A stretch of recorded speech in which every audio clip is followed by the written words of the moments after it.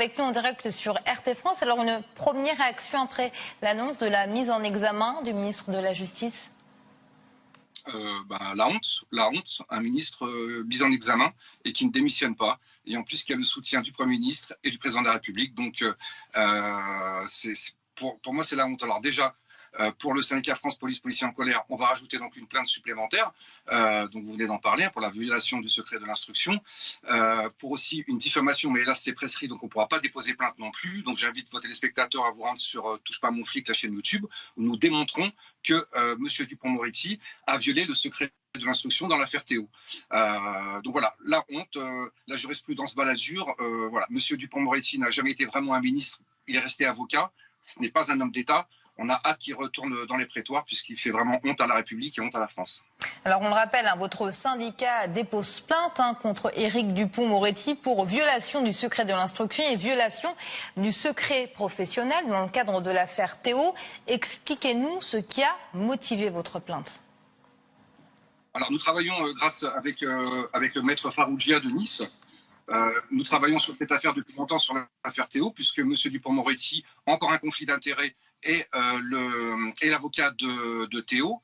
Il s'est passé énormément de choses sur cette affaire. Et M. Dupond-Moretti est arrivé sur le plateau de Clic en 2018 sur Canal+, et a déballé le secret de l'instruction, a déballé que ce n'était pas un viol, mais que c'était pire qu'un viol. Voilà, donc j'invite vraiment aux téléspectateurs à regarder la vidéo qu'on a fait sur Touche pas à mon flic, où on démontre vraiment qu'il viole le secret de l'instruction. Donc en tant qu'avocat, il ne respectait déjà pas la loi, puisqu'en plus il diffamait la police en disant que nous avions fait fuiter certaines choses.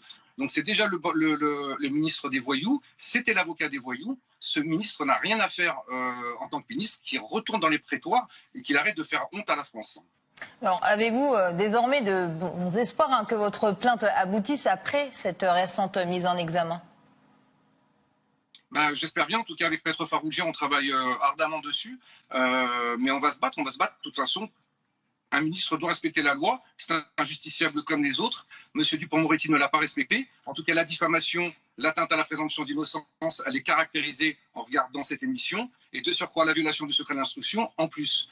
Donc voilà, j'espère que notre plainte va être entendue et qu'il sera à nouveau mis en examen. Mais de toute façon, je pense qu'il lui reste 1 an à faire. J'espère que toutes ces affaires, entre les 300 000 € aussi qu'il a oublié de déclarer, voilà, M. Dupond-Moretti, c'est vraiment le ministre de la honte. Bruno Attal, merci en tout cas d'avoir répondu à nos questions. Je rappelle que vous êtes secrétaire national syndicat France Police, votre syndicat qui a déposé plainte contre l'actuel garde des Sceaux. On l'a appris tout à l'heure, qui a été mis en examen. Merci à vous. Voilà.